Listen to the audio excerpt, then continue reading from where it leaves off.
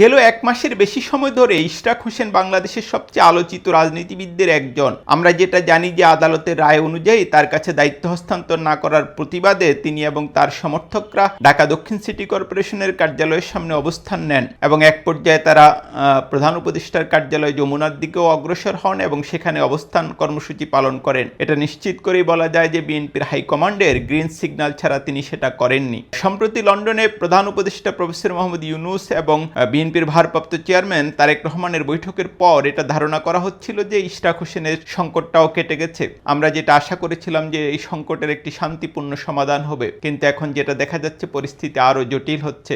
ইশরাক হোসেনকে শপথ দেওয়া হয়নি এবং তার কাছে দায়িত্ব হস্তান্তরও করা হয়নি, কিন্তু তিনি নিজেই দায়িত্ব নিয়েছেন এবং আমরা যেটা দেখছি যে শপথ ছাড়াই তিনি দক্ষিণ সিটি কর্পোরেশনের কার্যালয়ে গেছেন এবং কর্মকর্তা কর্মচারীরা তাকে সংবর্ধনা দিয়েছেন, যেখানে বড় করে লেখা আছে মাননীয় মেয়র, এবং তিনি সিটি কর্পোরেশনের নানা রকম কার্যক্রমে অংশ নিচ্ছেন। এটা সম্ভবত পৃথিবীর ইতিহাসে নজিরবিহীন ঘটনাগুলোর একটি। এই যখন অবস্থা, তখন ইশরাক হোসেনের পক্ষে বিপক্ষে সমাজে নানা রকম আলোচনা হচ্ছে। কেউ তার প্রশংসা করছেন, কেউ আবার বলছেন যে আদালতের রায় অনুযায়ী তিনি দায়িত্ব নিয়েছেন। এই যখন অবস্থা, তখন বিএনপির অবস্থান কি সেটা নিয়েও নানা রকম আলোচনা হচ্ছে।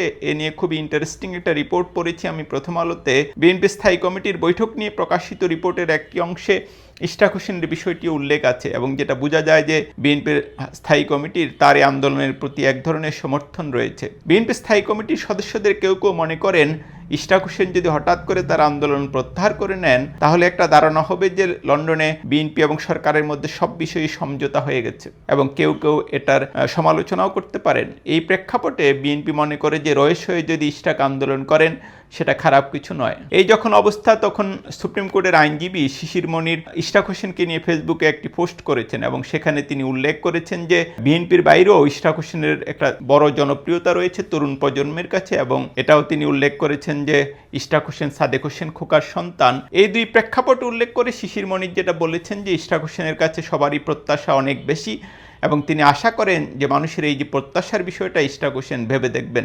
নিজের পোস্টের এক পর্যায়ে কমেন্টে সেকশনে এক পর্যায়ে শিশির মনির এটাও লিখেছেন যে তিনি যদি হতেন তাহলে তিনি সিটি কর্পোরেশনের মেয়রের দায়িত্ব নিতেন না এ ধরনের নির্বাচনে, বরং তিনি একটা অবাধ এবং নিরপেক্ষ নির্বাচনে অংশ নিতেন।